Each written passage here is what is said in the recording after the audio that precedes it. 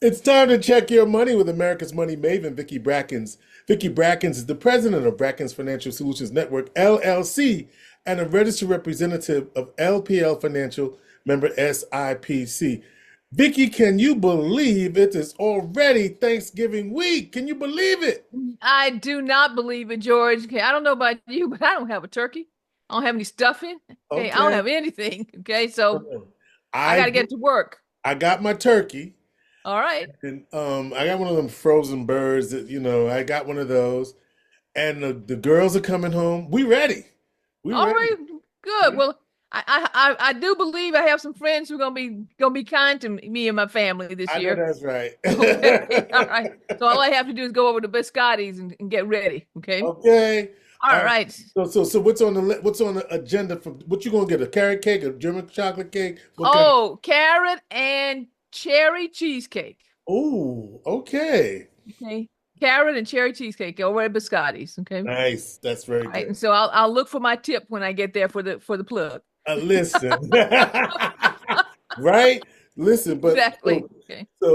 to everybody, we just want to wish everybody and their family a happy Thanksgiving this week, and also acknowledge Native American Heritage Month as well. Absolutely. Thank you very much, George. Okay, absolutely. So, speaking of the fact that we are now in Thanksgiving, it also means that we are near the end of the year, Yes. right around the corner, and there may be some chances, or we have some opportunities here to talk about a couple of tax strategies that I don't want everyone to forget about. Yeah. Two of them in particular, because I think we have coming up very soon something called Giving Tuesday. Yes. Okay. In relation to Giving Tuesday, for those of you who are out there who are of the age that you are now taking part in your RMDs, required minimum distributions, you have a special opportunity, especially during Giving Tuesday, to offset some of your taxes by using a qualified charitable distribution from your IRA directly to your charity to offset your required minimum distributions. So, what does that mean in a nutshell? You can empower the institutions, your charitable institutions, your 501c3s that you care about through the use of your RMDs if you do it if you execute it in a very particular way, which is to take the RMD and directly, don't take a check yourself, directly transfer it to the 501c3 under the provision of a QCD, qualified charitable distribution. Okay. Please remember, it must be done directly. You can't take the check, put the check in your account, and then write a check because you have destroyed the Uh, tax process by doing it that way. But I know right now with Giving Tuesday coming about, there are many charitable organizations out there that would truly appreciate hearing from you concerning the transfer of your RMDs for your charitable distributions this year.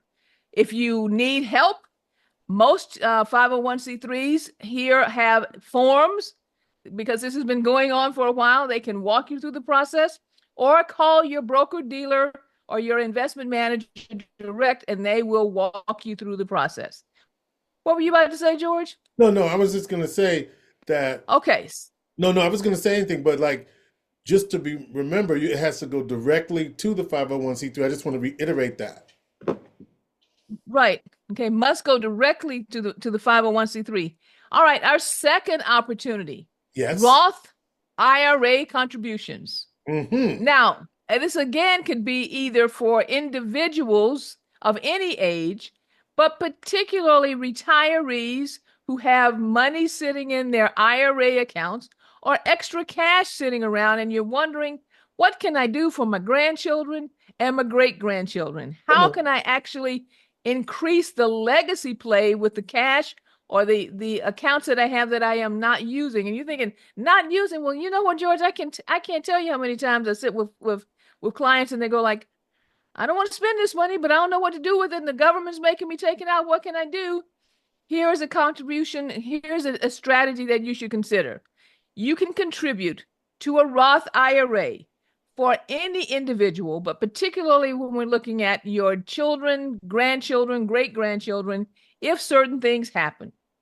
One, they must be working, because a Roth contribution has to match up to whatever earned income they have for the year. The maximum contribution, if you are under age 50, is $6,500 for 2024. So if we use that as an example, the person must have earned at least $6,500 in order to qualify for the maximum contribution to a Roth. Second, they can't already have a Roth and have contributed to the Roth, so you can't double dip. Right. Okay, so if they don't have a Roth, wonderful, then you can work with your financial institution to open up a Roth on their behalf. They must sign all the paperwork now. You can't sign the paperwork and so forth for them. They must go in with you or arrange for all of the paperwork to be done. But the Roth contribution, if they have not contributed this year, then you have the opportunity for contributing on their behalf.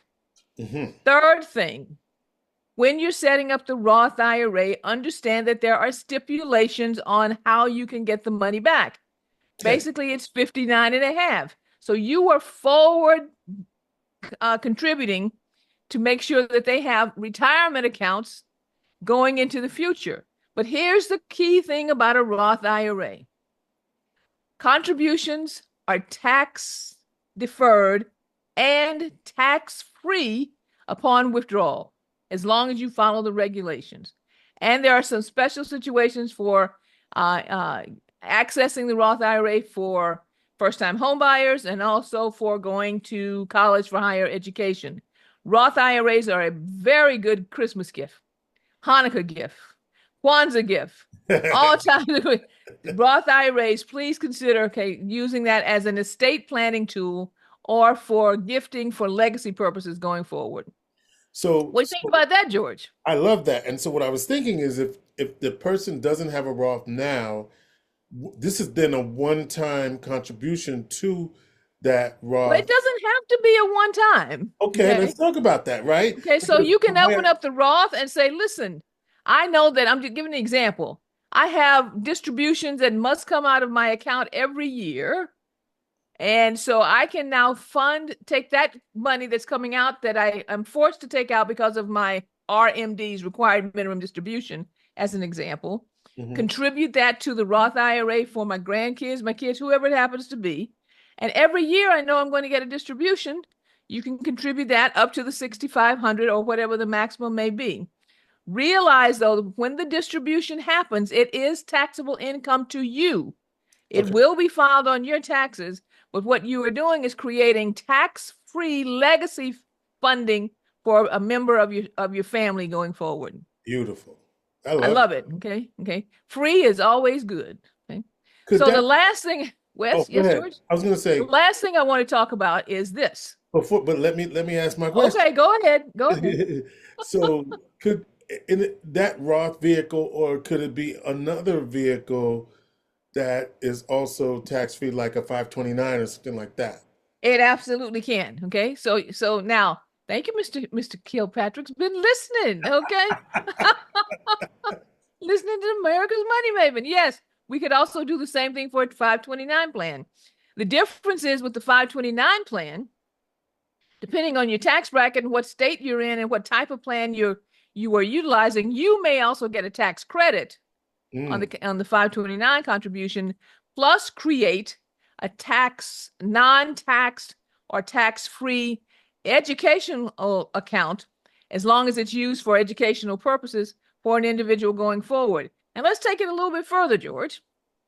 You probably remember I talked about the fact that Secure Act 2.0, when it was enacted about a year and a half ago, that 529 plans that parents or grandparents may have set up that have been sitting there for their children and grandchildren for their future education, and they didn't use all the money, those funds can be transferred to a Roth IRA for the benefit of the beneficiary, as far as the grandchild is concerned, as long as certain things happen. First of all, the account must be at least 15 years old. Secondly, the beneficiary must have taxable income to match up to the Roth contribution.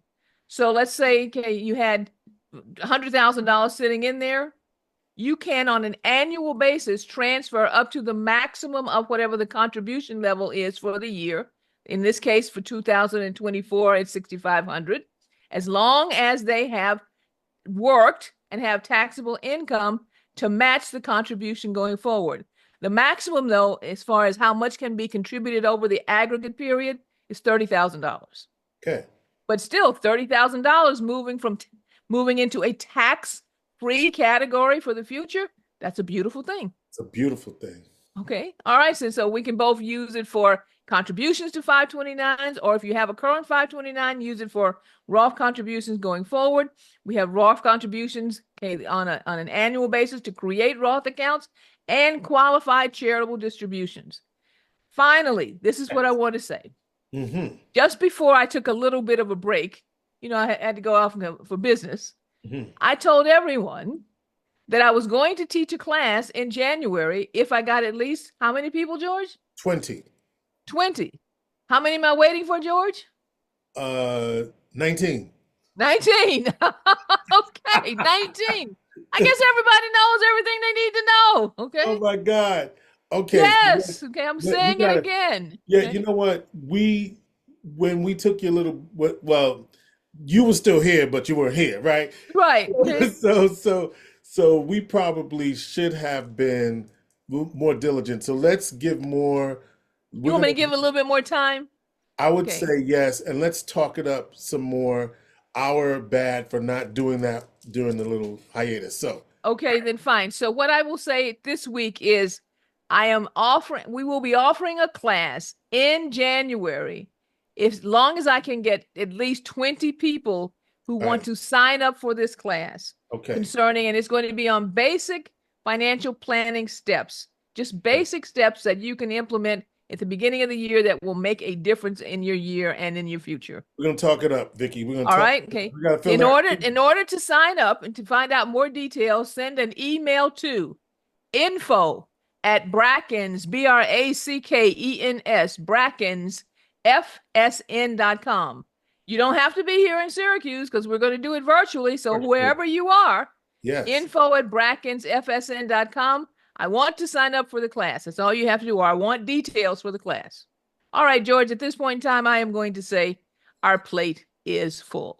All right. Vicki Brackens is the president of Brackens Financial Solutions Network, LLC, and a registered representative of LPL Financial, member SIPC. Don't forget to sign up for that class because Vicki Brackens is America's Money Maven.